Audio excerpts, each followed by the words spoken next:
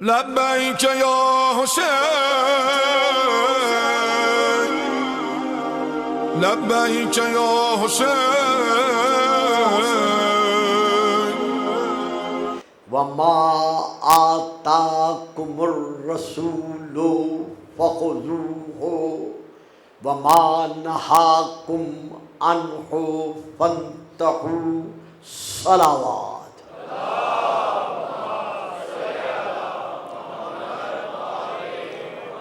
نعرہ تکبیر،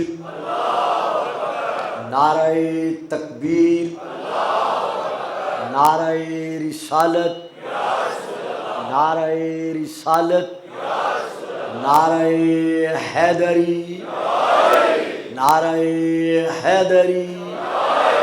حسینیت، حسینیت، یزیدیت، یزیدیت. باواز بلند صلوات.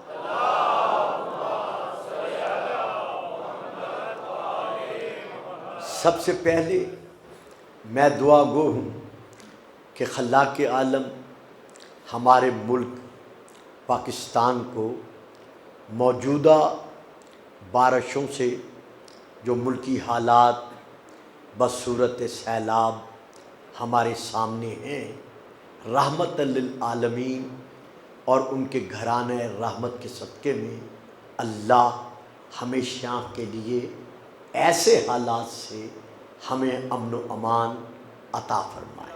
میں نے اس وقت آپ کے سامنے سورہ نمبر 59 کی، سورہ نمبر 59 کی آیت نمبر 7 کی تلاوت کا شرف حاصل کیا ہے، جس میں اللہ تعالیٰ نے اس احکم الحاکمین نے قیامت تک کے لیے اپنا قطعی اور محکم فیصلہ تمام امت مصطفی کو سنا دیا ہے.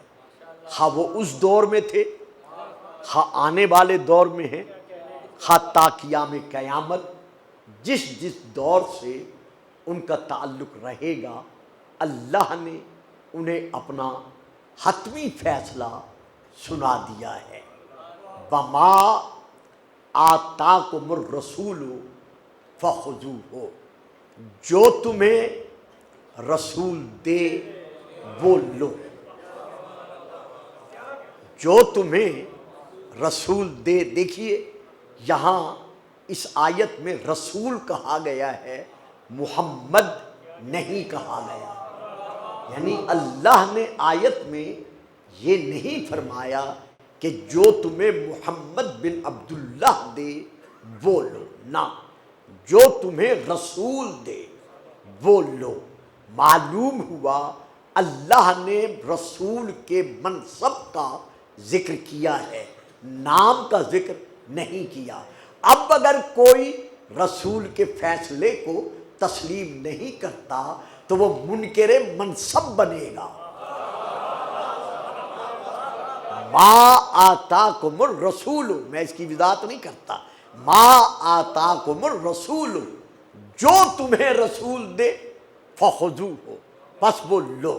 وما نہاکم عنہ فانتہوا، اور جس سے تمہیں رسول روکے پس اس سے رک جاؤ. معلوم ہو گیا کہ اس آیت کے دو جز ہیں.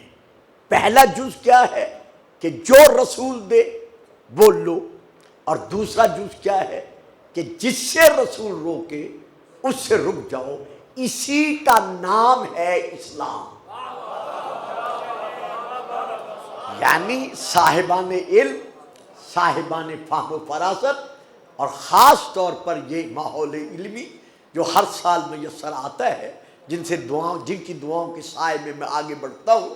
میں یہاں یہ کہنا چاہتا ہوں کہ اگر مختصراً الفاظ میں کوئی ہم سے اسلام کی تعریف پوچھے کہ اسلام کی تعریف کیا ہے، تو ہمیں اپنے لفظوں میں بیان کرنے کی ضرورت نہیں ہے، بلکہ یہی آیت اسلام کی مکمل تعریف بیان کر رہی ہے کہ اسلام کیا ہے. جو رسول دے وہ لو، جس سے روکے اس سے روک جاؤ. تو اب ایک فکرہ دے رہا ہوں آپ انتظار کریں گے، میں تشریح نہیں کروں گا لیکن نہیں کروں گا، صرف ایک فکرہ دوں گا۔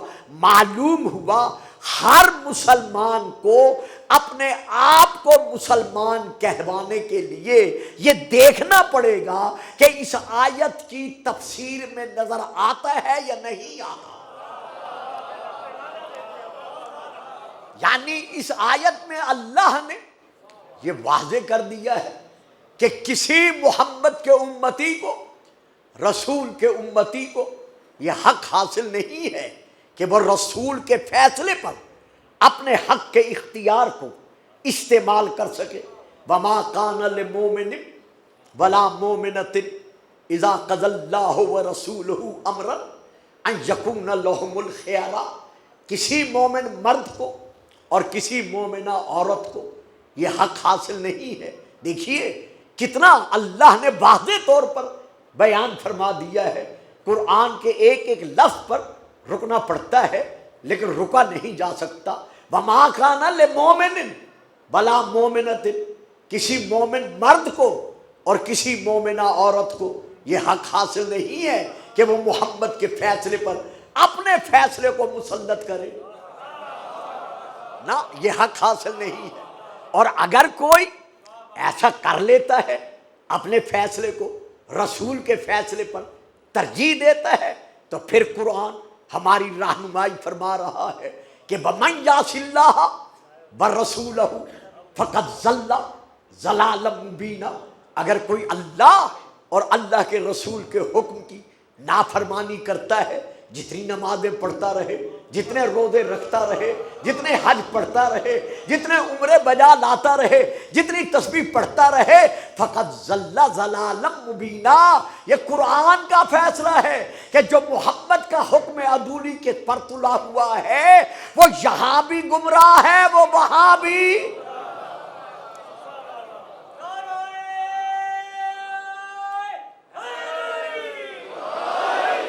تو ہم نے ہر حالت میں فیصلہ کس سے لینا ہے؟ رسول سے لینا ہے۔ رسول کے فیصلے پر ہم نے عمل کرنا ہے۔ تو آج کے دور میں نہیں، صدیوں سے کچھ صاحبان اسلام، سب نہیں، کچھ اپنے آپ کے لیے اسلام کے دعوے دار یہ لکھتے اور کہتے چلے آ رہے ہیں، اور اب بھی فیس بک پر یہی تحریر ربیع الاول کے مہینے میں بیرون ملک سے ایک حضرت علامہ صاحب کی جانب سے فیس بک پر گردش کرتی رہی ہے کہ رسول پاک 40 سال تک اپنے آباء و اجداد کے دین پر رہے، اور ان بریکٹ لکھا ہوا تھا یعنی نقل کفر نباشد، حالت شرک و کفر پر رہے۔ 40 سال کے بعد اللہ تعالیٰ نے خوابوں کی زندگی سے گزار کر رسول پر پہلی وحی نازل کی، اقرا بسم ربک الذی۔ تو رسول 40 سال کے بعد نبی بنے اور 40 سال تک اپنے آباء و اجداد کے دین پر رہے۔ آپ نے جو کچھ لکھا یہ آپ کا عقیدہ ہے۔ ہم شیعان محمد و آل محمد یا عاشقان مصطفیٰ، غلامان مصطفیٰ، ہمارے باقی بھائی جو رسول پاک کی عظمتوں کو اچھی طرح سے با اعتبار معرفت جانتے، سنتے اور سمجھتے اور مانتے چلے آ رہے ہیں، ان کا یہ عقیدہ نہیں ہے، بلکہ ہم نے عقیدہ آپ سے نہیں لینا، ہم نے عقیدہ کس سے لینا ہے؟ خود قرآن سے لینا ہے کہ قرآن ہمیں اس کے متعلق کیا عقیدہ دے رہا ہے۔ تو آج یہ کہنا کہ رسول پاک نقل کفر نباشت، حالت شرک پر تھے، حالت کفر پر تھے، آباء و اجداد کے دین پر تھے، جب مانتے ہو کہ رسول آباء و اجداد کے دین پر تھے تو پہلے قرآن سے ثابت کرو کہ رسول کے باپ دادا کا دین کیا تھا۔ توجہ فرمائی صاحبان آپ نے میرے کلمات پر؟ ذرا درود پڑھیے گا، صلوات۔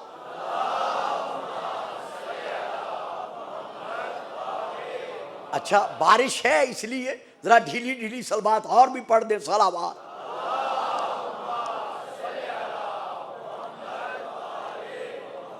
تو آج یہ کہنا کہ رسول پاک آباء و اجداد کے دین پر تھے اور وہ نقل کفر نباشت صاحب اسلام نہیں تھے، جیسا کہ کہا جاتا ہے کہ حضرت ابو طالب سے جب رسول پاک نے کہا تھا، یہ فکرہ ذرا سننے کے قابل ہے، چونکہ میں نے اس پہ رکنا نہیں ہے. آ جاؤ بیٹا، آ جاؤ، بیٹھ جاؤ، شاباش، خیریت سے ہو، ٹھیک ٹھاک ہو. تو یہ کہنا کہ رسول پاک آباء و اجداد کے دین پر تھے، یہ فکرہ آپ سنتے بھی چلے آ رہے ہیں اور پڑھتے بھی چلے آ رہے ہیں، اور اب بھی پاکستان میں برابر یہ پڑھا جا رہا ہے اور لکھا جا رہا ہے کہ جب حضرت ابو طالب سے بوقت آخر رسول پاک نے کہا کہ چچا جان آپ کلمہ پڑھ دیں، تو آپ نے کہا انا علی دین عبد المطلب، میں اپنے باپ عبد المطلب کے دین پر ہوں. آپ کہتے ہیں انہوں نے کہا میں عبد المطلب کے دین پر ہوں، نقل کفر نباشت وہ کافر رہے. ہم کہتے ہیں قرآن منوا رہا ہے کہ انہوں نے یہ کہہ کر بتا دیا کہ صرف میں مسلمان نہیں.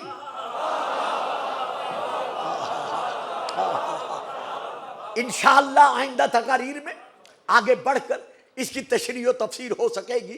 تو یہ کہنا کہ ان کے آباء و اجداد صاحب اسلام نہیں تھے اور رسول پاک 40 سال کے بعد خود مسلمان بنے، تو یہ آیت کہاں جائے گی جو میں اس وقت پڑھ رہا ہوں، سورہ الانعام کی سورہ نمبر 6 کی یہ آیت نمبر 162 اور 163 ہے. 162 163 قل ان صلاتی و نسکی و محیای و مماتی للہ رب العالمین لا شریک لہ. اب یہاں پر آگے کیا ہے؟ وَبِذَالِكَ أُمِرْتُ، میں اپنے رب کی طرف سے یہ امر دیا گیا ہوں. وَأَنَا أَوَّلُ الْمُسْلِمِينَ، میں مسلمان بنوں گا نہیں، میں اول المسلمین ہوں.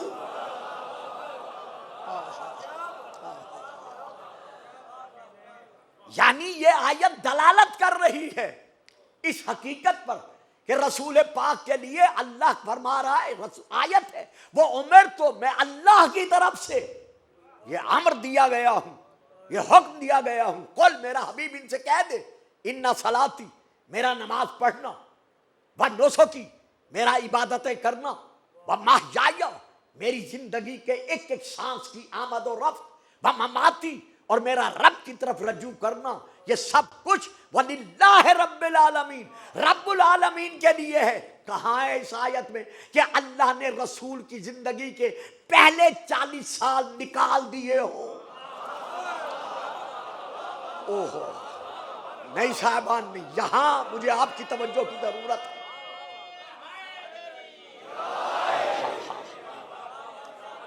جیتے رہیں، سلامت رہیں. یہ لفظی ترجمہ، بڑی مہربانی، یہ لفظی ترجمہ اس آیت کا کر لیں. جس کے گھر میں جو قرآن موجود ہے اس کا ترجمہ اٹھا کر دیکھ لیں کہ کہاں آیت میں یہ ہے کہ میرا حبیب 40 سال کے بعد ہم نے تجھے اسلام بخشا. نہ، وَأُمِرْتُ وَأَنَا أَوَّلُ الْمُسْلِمِينَ، میں یہ امر دیا گیا ہوں کہ میں اول المسلمین ہوں، یعنی ملائکہ سے بھی پہلے،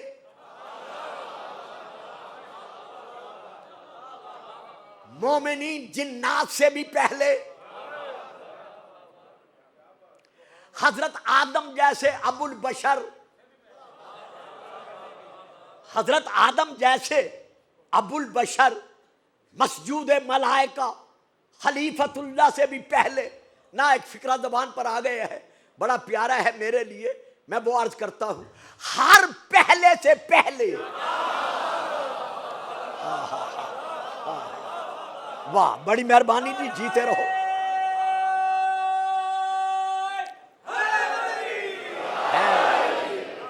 یعنی ہر پہلے سے بھی پہلے، حروف تہجی کے وجود کا نام و نشان نہیں تھا. ہر پہلے سے بھی پہلے ہمارا رسول کیا ہے؟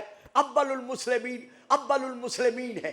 یعنی ہمارا رسول اول المسلمین ہے، یہ قرآن منوا رہا ہے. اور جب ہم سے پوچھو گے تو ہم با اعلان کہیں گے کہ محمد کا دوسرا نام اسلام ہے، اسلام کا دوسرا نام محمد ہے.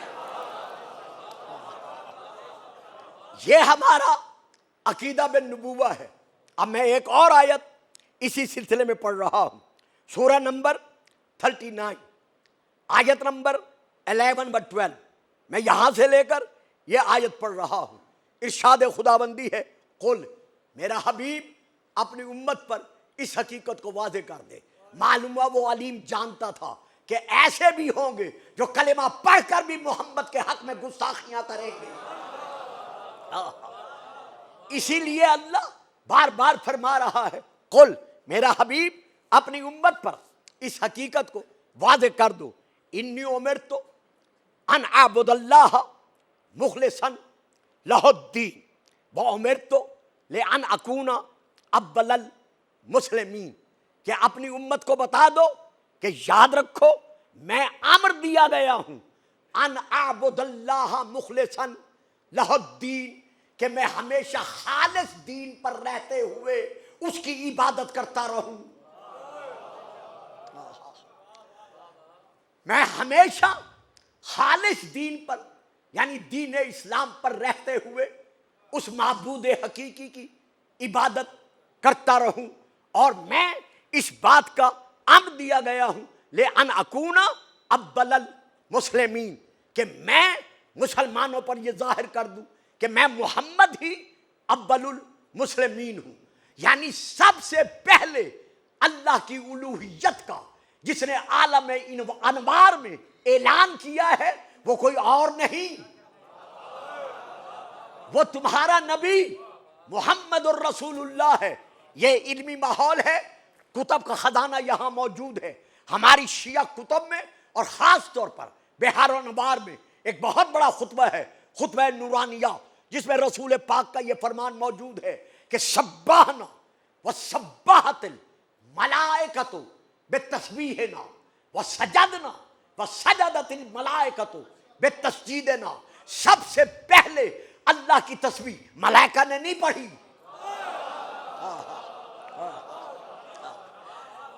سب سے پہلے خدا کا سجدہ ملائکہ نے یا حضرت آدم نے ادا نہیں کیا، سبحنا، ہم نے سب سے پہلے اللہ کی تسبیح پڑھی، میں نے نہیں، ہم نے۔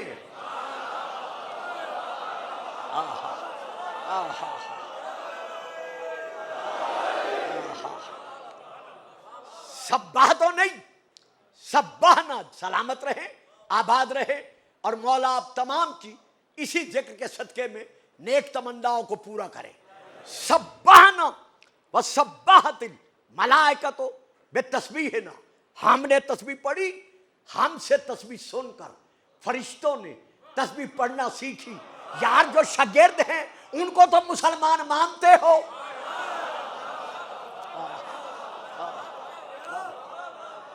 آج تک کبھی کسی نے کہا ہے کہ جبرائیل کب مسلمان بنا؟ میں چپ کر گیا، جس طرح کچھ عزیز چپ بیٹھے ہیں نا، تو میں بھی چپ کر گیا۔ آج تک کسی مولانا نے، علامہ نے، ان کا جس مسلک سے بھی تعلق ہے، کبھی انہوں نے یہ فرمایا ہے کہ جبرائیل فلاں سن میں، فلاں سال میں، عمر کے فلاں حصے میں، میکائیل، اسرافیل، عزرائیل، فلاں فرشتہ، دردائیل، فلاں فرشتہ یہ مسلمان بنا، یہ مسلمان بنا؟ یا آج تک کسی نے یار کہا ہے کہ آدم فلاں سن میں، 9 سال کے سن میں، یا 10 سال کے سن میں، یا اتنی عمر میں مسلمان بنا، جو آدم محمد کے صدقے میں نبی بن رہا ہے؟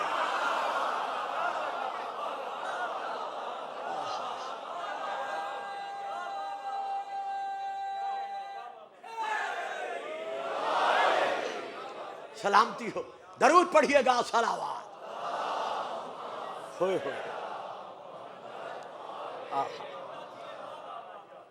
جو حضرت آدم صفی اللہ ہمارے نبی کی خیرات میں نبی بن رہے ہیں، کیونکہ جو اب حدیث پڑھ رہا ہوں یہ شیعہ اور غیر شیعہ دونوں کی کتب میں موجود ہے۔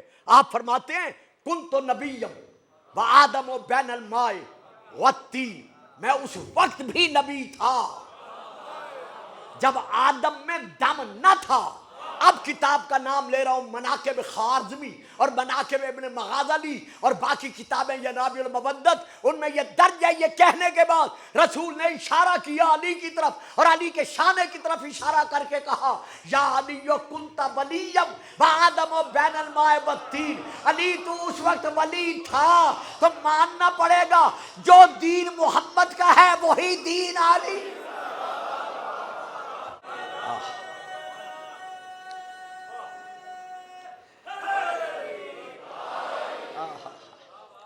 تو اب ہمارا رسول کب سے اس معبود حقیقی کی عبادت کرتا چلا آ رہا ہے، اب پھر رجوع قرآن کی طرف۔ یہ میں سورہ نمبر بتا دوں 43 آیت نمبر 81، یہاں سے سورہ کا نام الزخرف، قل ان کان للرحمن ولد فانا اول العابدین۔ اے میرا حبیب، یہ نصارہ کہہ رہے ہیں نا کہ عیسیٰ اللہ کا بیٹا ہے، اور دلیل یہ دے رہے ہیں کہ چونکہ عیسیٰ کا باپ نہیں ہے اسی لیے عیسیٰ اللہ کا بیٹا ہے۔ تو ان سے پوچھ کہ عیسیٰ کا باپ تو نہیں ہے، ماں تو ہے۔ اس پر میں کئی تقریریں کر چکا ہوں لاہور میں، باپ نہیں ہے ماں تو ہے، تو جس کی ماں ہے باپ نہیں ہے، جب اس کے لیے کہتے ہو کہ یہ اللہ کا بیٹا ہے تو جس آدم کی نہ ماں ہے نہ باپ ہے اس کے لیے کیا کہو گے؟ اب یہاں پر نصارہ دم بخود رہ گئے، جواب نہ دے سکے۔ دل نے مان لیا کہ دلیل قوی ہے لیکن ضد پر قائم رہے تو پتہ چل گیا نا کہ کبھی کبھی دل مانتا ہے لیکن زبان نہیں مانتی۔ بہرحال دل نے مان لیا لیکن زبان سے اقرار نہیں کیا۔ جب رسول نے دیکھا کہ میں نے قرآن پڑھا ہے اللہ کے حکم پر اور یہاں قرآن بھی کافی نہیں ہوا، اللہ کے حکم پر میں نے قرآن پڑھا ہے، قرآن بھی کافی خدا کی توحید منوانے کے لیے کافی نہیں ہوا، تو اب ادھر رسول نے سوچا، ادھر فوراً یہ وحی نازل ہوئی کہ میرا حبیب قل ان کان للرحمن ولد فانا اول العابدین، ان سے کہہ دے کہ اگر رحمان کے لیے کوئی بیٹا ہو سکتا تو وہ عیسیٰ بن مریم نہ ہوتا۔ کیوں؟ فانا اول العابدین، اللہ کا پہلا عبادت گزار عیسیٰ بن مریم نہیں بلکہ میں محمد رسول اللہ ہوں۔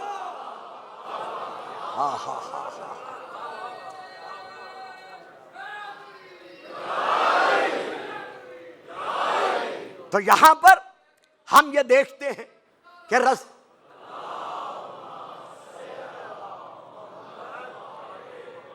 کہ عالم انوار سے رسول کا اسلام منوایا جا رہا ہے۔ اب عالم انوار سے رسول نورانی صورت میں عالم اظہار کی طرف آگے بڑھے۔ جب اللہ کی مشیت کے تحت رسول عالم انوار سے عالم اظہار میں آنے کے لیے بڑھے تو اب پھر قرآن کا فیصلہ یہ لیجئے، سورہ نمبر ہے 26، آیت نمبر ہے 219، 218 اور 219، یہ میں آیت پڑھ رہا ہوں۔ اللہ ارشاد فرما رہا ہے الذی یراک حین تقوم وتقلبک فی الساجدین، اے میرا حبیب میں اللہ تجھے دیکھ رہا ہوں ان وقتوں میں جن وقتوں میں تو ساجدین کی پشتوں سے ایک سے دوسری، دوسری سے تیسری، تیسری سے چوتھی میں منتقل ہوتا رہا۔ اب بتاؤ وہ ساجدین کون ہیں؟ بچوں یہ میری بات ذرا لینا اگر سمجھ میں آ جائے۔ اگر حضرت عبداللہ ساجدین میں نہیں ہے،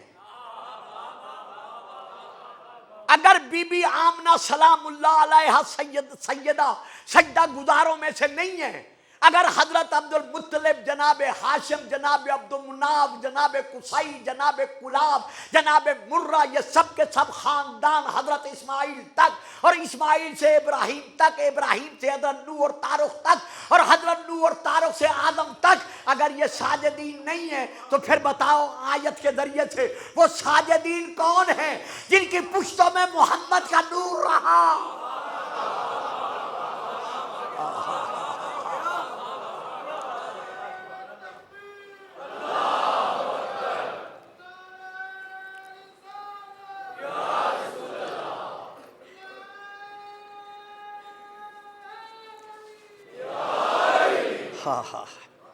اب یہاں پر میں 2-3 حوالے پیش کر رہا ہوں.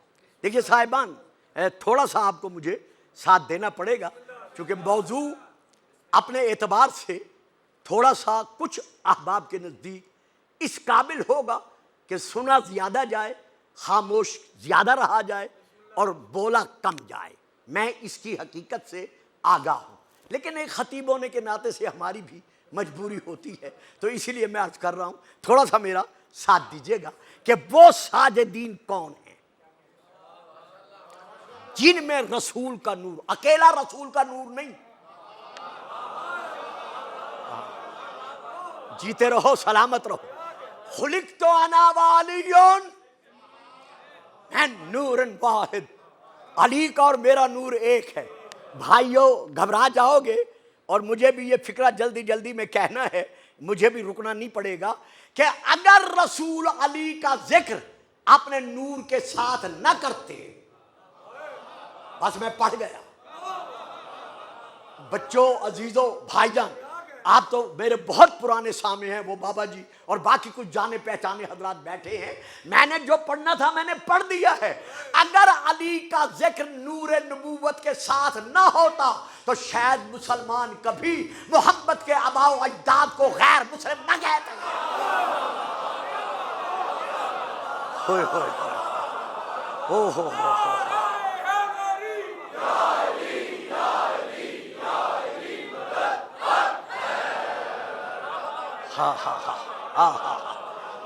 لیکن کیا کریں، اب مجبوری ہے. جتنی کتب خاصہ ہیں یا جتنی کتب عامہ ہیں، سب میں رسول کا یہ فرمان موجود ہے کہ خلقت انا وعلی من نور واحد. اور اللہ کا فرمان سامنے ہے کہ وما آتاکم الرسول فخذوہ، جو رسول دے وہ لو. تو اب اس آیت کی تفسیر میں میں 1-2 کتابوں کے نام لے رہا ہوں. پہلی کتاب کا نام جو میں آپ کے سامنے لے رہا ہوں وہ ہے تفسیر کبیر، حضرت علامہ فخر الدین رازی صاحب کی. اس میں امام رازی صاحب نے اپنی تفسیر کبیر میں لکھا ہے کہ نور رسول ساجدین سے ساجدین کی طرف منتقل ہوتا رہا. ہم پوچھتے ہیں وہ ساجدین کون ہیں؟ نمبر 1. نمبر 2، پھر میں کتاب کا نام لے رہا ہوں. کتاب کا نام ہے مواہب اللدنیہ. اس میں وہ لکھتے ہیں کہ رسول پاک فرماتے ہیں کہ میں، یعنی خود رسول پاک فرما رہے ہیں کہ میں پاک باپوں کی پاک پشتوں سے پاک ماؤں کے پاک ظرفوں کی طرف. یہ میں نے شیعہ کتاب کا عزیزوں، بیٹوں، بھائیوں حوالہ نہیں دیا. میں پاک باپوں کی پشتوں سے پاک ماؤں کے، وہاں شکم لکھا ہوا ہے، میں نے ظرف کہا ہے، پاک ماؤں کے ظرفوں کی طرف میں منتقل ہوتا رہا. تو اب بتاؤ، جسے صاحب وما ینطق عن الہوی پاک کہہ دے وہ نجس کیسے ہو سکتے ہیں؟ انما المشرکون نجس، مشرک نجس ہیں، کافر نجس ہیں. کون نجس کی اولاد میں سے ہیں؟ یہ تم تلاش کرو. محمد کل بھی پاکوں میں سے تھا.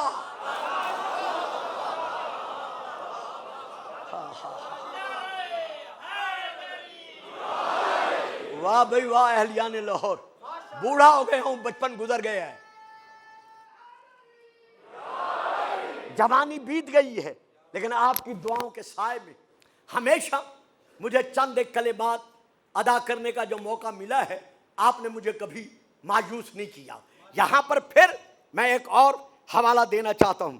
حضرت قاضی ایاز نے اپنی کتاب الشفا بے تعریف حقوق مصطفیٰ میں لکھا ہے کہ رسول پاک نے ارشاد فرمایا کہ اللہ مجھے رحم و کرم والی پشتوں سے طہارت والے شکموں میں منتقل کرتا رہا۔ تو یہ کس کا فیصلہ ہے؟ ہمارے رسول کا فیصلہ ہے۔ اب میں ایک اور حوالہ دے رہا ہوں، وہ کتاب یقیناً لائبریری میں موجود ہے، یقیناً نہیں مجھے پتہ ہے موجود ہے۔ اگر کوئی صاحب کل یا آج یا میری تقریر کے بعد وہ کتاب نکلوا کر میرے مولانا صاحب کے عزیز فرزند ارجمن جہاں تشریف فرمائے، باقی افراد موجود ہیں، طالب علم موجود ہیں، دیکھنا چاہیں تو میں اپنے دیے ہوئے حوالے کا ضامن ہوں۔ کتاب کا نام ہے الصواعق المحرقہ، یہ مطبوعہ بیروت لبنان، اور اس کے ساتھ ساتھ میں دوسری کتاب کا حوالہ دے رہا ہوں، زاد العقبہ۔ کتاب کا نام ہے زاد العقبہ، یہ ترجمہ ہے کتاب مبدۃ القربہ کا۔ یہ مبدۃ القربہ ہے عربی میں، اور اس کے مؤلف کا نام ہے حضرت علامہ علی حمدانی حنفی شافعی۔ یہ ان کی لکھی ہوئی کتاب ہے۔ اس کتاب کے ترجمے کا نام ہے زاد العقبہ، یہ اردو میں ہے، اردو میں ترجمہ ہے، اور عربی میں حدیث عربی میں موجود ہے۔ اس کا صفحہ نمبر ہے 26، یعنی مبدۃ القربہ کتاب کا جو ترجمہ ہے زاد العقبہ، اس کا صفحہ نمبر ہے 26، اور یہ حدیث نمبر ہے جو اصل کتاب میں ہے 20۔ میں حدیث نمبر بتا کر اب رسول کی اس کتاب سے حدیث پڑھ رہا ہوں جو یقیناً یہاں موجود ہے۔ رسول پاک نے اپنی امت سے ارشاد فرمایا، قال صلی اللہ علیہ وآلہ وسلم۔ صدقہ رسول پاک کی عظمتوں کا مجھے تشریح نہ کرنے دینا، جو وقت میرے پاس نہیں ہے، میں نے 2 منٹ اور آگے بڑھنا ہے۔ قال رسول اللہ صلی اللہ علیہ وآلہ وسلم، خرجت من نکاح ولم اخرج من صفاح الجاہلیہ۔ لوگوں خبردار، کبھی میرے ماں باپ کی طہارت پہ شک نہ کرنا، میں بے نکاحیوں کی اولاد میں سے نہیں ہوں۔ ہائے ہائے، تو اب ماننا پڑے گا، اب تسلیم کرنا پڑے گا کہ جو مقام طہارت رسول کا ہے وہی مقام طہارت علی کا ہے، جو مقام عصمت و طہارت رسول کے والدین کا ہے وہی مقام عصمت و طہارت حضرت ابو طالب اور جناب سیدہ فاطمہ بنت اسد علیہم السلام کا ہے۔ اب جو طہارت مصطفیٰ کا قائل ہے وہ مانتا ہے کہ علی طاہر ہے، اگر نہیں مانتا تو آج کل حاجی حج پڑھ کے آ رہے ہیں، ان سے پوچھ لینا کعبے کی دراڑ اب تک منوا رہی ہے۔ موسم صحیح ہوگا، آپ وقت پر تشریف لا سکیں گے، میں ٹھیک 8:15 بجے انشاءاللہ منبر پر حاضری دیا کروں گا۔ تو یہاں لکھا ہے اخرجا ابن سعد، ابن سعد نے، سعد کے بیٹے نے یہ روایت بیان کی ہے، کس سے؟ عن الحسن ابن زید، زید کے بیٹے حسن سے۔ روایت کیا ہے؟ الصواعق المحرقہ، وہاں سے لے کر میں پڑھ رہا ہوں صفحہ نمبر 147۔ وہ روایت انہوں نے جو بیان کی ہے وہ کیا ہے؟ وہ یہ ہے، وَلَمْ يَعْبُدِ الْأَوْثَانَ قَطُّ لِصِغَرِهِ حَيٍّ وَمِنْ ثَمَّ يُقَالُ فِيهِ كَرَّمَ اللَّهُ وَجْهَهُ۔ لم یعبد الاوثان، میرے عربی دان بیٹے جانتے ہیں کہ لم جب مضارع پر داخل ہو جائے یہ ہمیشہ کی گزشتے زمانے کی نفی منواتا ہے کہ کبھی بھی علی نے عالم بچپن میں بت پرستی سے کام نہیں لیا۔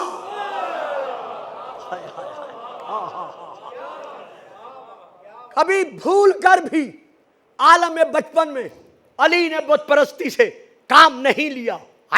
اور یہی سے یہ ثابت ہو رہا ہے علی کا مقام. ومن سما، ہاں یہی سے، یہی تو وجہ ہے کہ جب علی کا نام لیا جاتا ہے یقال لہو، تو علی کے لیے کہا جاتا ہے کرم اللہ وجہہ. اب شیعہ اور سنی علماء کا یہ فیصلہ ہے کہ تین چیزیں ایسے ہیں جن پر خدا کا نور برستا ہے اور ان کو دیکھنا عبادت ہے. پہلی چیز بیت اللہ کی دیواریں، دوسری چیز قرآن کی سطریں، تیسری چیز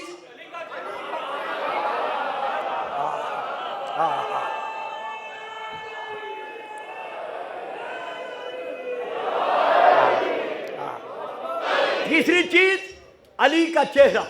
اسی لیے علی کے چہرے کے لیے کہا جاتا ہے کہ اللہ کا کرم علی کے چہرے پر نظر آتا ہے. تو اب علماء فرماتے ہیں کہ جس پر اللہ کا نور برستا گیا اس کا مقام بدلتا گیا. کوٹھے پر اللہ کا نور برسا، وہ معمولی کوٹھا نہ رہا بلکہ بیت اللہ بن گیا.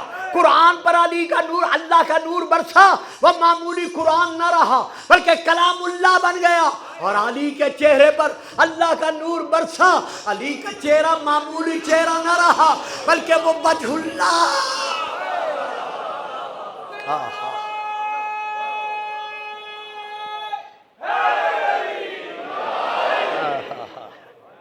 جس گھرانے نے اسلام بخشا تھا، جس گھرانے کی تبلیغ نے دنیا بھر کو اسلام عطا کیا، اللہ اکبر، وہی گھرانہ سن 61 ہجری ماہ محرم میں ایسا لوٹا گیا کہ آج تک تاریخ مظلومیت ان کے غم میں آنسو برسا رہی ہے. تاریخ کہتی ہے کہ 27 رجب سن 60 ہجری کا اداس دن گزار کر رات کی غم بھری تاریکی میں گھرانے آل رسول سے، محلہ بنی ہاشم سے، بلکہ مدینے کے در و دیواروں سے رونے والوں کی ایک ہی آواز آ رہی تھی، الرحیل الرحیل، الفراق الفراق، الوداع الوداع. کوہرام ماتم بپا تھا محمد و آل محمد کے گھرانے میں. اتنے زور سے رویا جا رہا تھا اور آہ بکا کا منظر تھا کہ یوں محسوس ہوتا تھا کہ آج صرف حسین اور حسین کا قافلہ مدینے سے نہیں جا رہا بلکہ مکمل پنجتن پاک کا جنازہ جا رہا. ہر رونے والے کی زبان پر تھا ان للہ و انا الیہ راجعون. یہ چاند، محرم کا چاند جو رات آپ نے دیکھا ہوگا، جب بھی کوئی دیکھتا ہے جس کے دل میں مزار غم حسین ہے، چاند کو دیکھتے ہی اس کے منہ سے بے ساختہ نکلتا ہے ان للہ و انا الیہ راجعون. آنکھوں سے آنسوں کی برسات جاری ہو جاتی ہے. لیکن ہائے جب کربلا جاتے ہوئے ایک منزل پہلے حسینی قافلے نے یہ چاند دیکھا ہوگا، اللہ جانے تڑپنے کا کیا عالم ہوگا. اور رونے کی صدائیں بلند تھی، آواز بلند تھی، بچے، بوڑھے، جوان سب رو رہے تھے. رسول پاک کے ایک صحابی ہیں جن کا نام ہے حضرت عروہ غفاری. ان کا مکان محلہ بنی ہاشم کے خاتمے پر اس محلے سے متصل تھا. یہ رسول پاک کے صحابی بھی رہے ہیں، حضرت علی کے بھی، امام حسن کے بھی، اور اس وقت تک امام حسین کے بھی. لیکن ضعیفی کے سبب یہ آنکھوں سے نابینا ہو گئے تھے اور کانوں سے اتنے بہرے ہو چکے تھے کہ ڈھول بجنے کی آواز بھی بمشکل سنتے تھے. لیکن اب آپ اندازہ لگائیں کہ اولاد رسول خاندان بنی ہاشم اس فراق پر کتنے دھاڑے مار کے رو رہے تھے کہ ان کے کانوں تک رونے کی آواز پہنچی. تڑپے. ایک ہی ان کی بیٹی تھی جو ان کا سہارا تھی. اپنی بیٹی سے کہتے ہیں بیٹی میں اتنا بہرا ہوں کہ بادلوں کی گرج کی آواز بھی میں نہیں سن سکتا، لیکن یہ جو رونے کی میں آواز سن رہا ہوں یہ کہاں سے آ رہی ہے؟ بچی زاروں قطار رو کر کہتی ہے بابا آج روضہ رسول کا چراغ بجھ رہا ہے، آج مدینے کے وارث مدینے کو چھوڑ کر جا رہے ہیں. تڑپ کر کہتے ہیں سیدھا بتا کہنا کیا چاہتی ہے؟ کہتی ہے بابا آج زہرا کا بیٹا رسول کا نواسا حسین مدینہ چھوڑ کر کربلا جا رہا. کربلا کا نام آنا تھا، اسے منہ پر تماچے مارے، چیخے مار کر دھاڑے مار کر رویا. رو کر بیٹی سے کہتا ہے جلدی کر مجھے مولا کے قدموں تک لے چل. بیٹی نے اس کو لاٹھی دی، لاٹھی پکڑ کر بچی بڑھی. جیسے بچی باپ کو لے کر محلہ بنی ہاشم میں داخل ہوئی، ابھی باپ نے اور بیٹی نے قدم رکھا ہی تھا کہ اس وقت حضرت مولا سجاد علیہ السلام غیرت عباسیہ اور حسینیہ کے وارث ہاتھ میں اریاں تلوار لے کر مدینے کی اس گلی کا پہرا دے رہے تھے اور آواز دے کر کہہ رہے تھے پردیسیوں، مسافروں، آنے والے زائروں، اجنبی لوگوں، اب اس محلے میں نہ آنا، نبی و علی کی بیٹیاں آ رہی، شہزادیاں گھر سے باہر آ رہی ہیں. جیتے رہو، سلامت رہو. بی بی اس پرسے کو قبول فرمائے. بڑی میں نے کتابیں پڑھی ہیں، جتنی بھی مقتل کی کتابیں پڑھی ہیں سیدہ کا، مجھے جہاں بھی فرمان ملا ہے یہی ملا ہے کہ جب میرے بیٹے کے غم میں رونے والے روتے ہیں تو میں انہیں آواز دے کر کہتی ہوں میں زہرا تمہاری ممنون احسان ہوں، تمہارا مجھ پر احسان ہے کہ تم مجھے میرے ان غریبوں کے غم میں رو رہے ہو جن کے رونے والے تھے لیکن تماچے مار مار کر، نیزے اور تادیاں نے مار مار کر کسی نے ان کو رونے نہیں دیا. مولا تمہیں جزائے خیر دے. یہ عروہ نے قدم رکھے، سید سجاد کی نظر پڑی، وہیں سے ہاتھ اٹھا، تلوار ہوا میں لہرائی، ہوا میں تلوار لہرا کر آواز دے کر کہتے ہیں اجنبی جہاں ہے وہیں رک جا، آگے قدم نہ بڑھانا.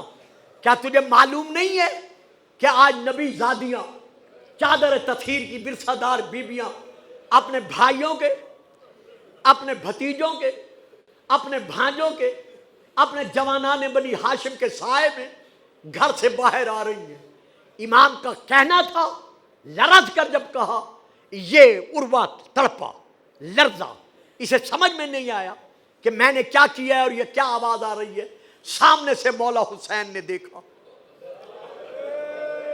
کرسی پر بیٹھے ہوئے تھے. رونے والوں، عزاداروں، میرے پاس تشریح کا وقت نہیں ہے. زہرا کا لال روتے ہوئے کرسی چھوڑ کر کھڑا ہو گئے، جلدی سے سجاد کی جانب بڑھے. عروہ کو نہیں روکا، سجاد کے قریب آئے. سجاد جوش میں تھے. امام نے دونوں ہاتھ سجاد کے سینے پر رکھے، رکھ کر کہا میرا لال یہ میرے نانے کا صحابی ہے، یہ میرے بابے کا صحابی ہے، یہ میرے بھائی حسن کا میرا صحابی ہے، آنکھوں سے نابینا ہے، یہ سن بھی نہیں سکتا. کہا بابا بے شک یہ نابینا ہے لیکن آج ہماری شہزادیاں، ہمارے پردے داروں کی وارث بیویاں گھر سے باہر آ رہی ہیں. میں کیسے برداشت کروں کہ یہ کس گلی میں آئے جبکہ میری پھپھیاں نبی زادیاں باہر آ رہی ہیں. حسین روئے، بہت روئے. جس کتاب میں نے پڑھا ہے اس میں یہ ہے کہ حسین نے سجاد کو گلے لگایا، گلے لگا کر منہ چوما، پیشانی چومی. اتنا روئے کہ امام کے آنسوؤں سے زمین تر ہو گئی. جب زمین تر ہو گئی سجاد رو کر کہتے بابا آپ روئیں نہیں، میں آپ کے صحابی کو کچھ نہیں کہتا، مجھے اتنا بتاؤ کہ رونے کا سبب کیا ہے۔ حسین دھاڑے مان کر روئے، رو کر کہا میرا سجاد آج میرے نانے کا نابینا صحابی، کانوں سے بہرا صحابی محلے میں آ گیا ہے، تجھ سے برداشت نہیں ہو رہا۔ ہائے شام غریبا، جب خیمے جل رہے ہوں گے میری پھپھیاں، میری بہنیں، میری بیٹیاں ظالموں کے تماچوں کا نشانہ بن رہی ہوں گی، اللہ جانے تو کیسے برداشت کرے گا۔ الا لعنت اللہ علی القوم الظالمین۔ لبیک یا حسین، لبیک یا حسین،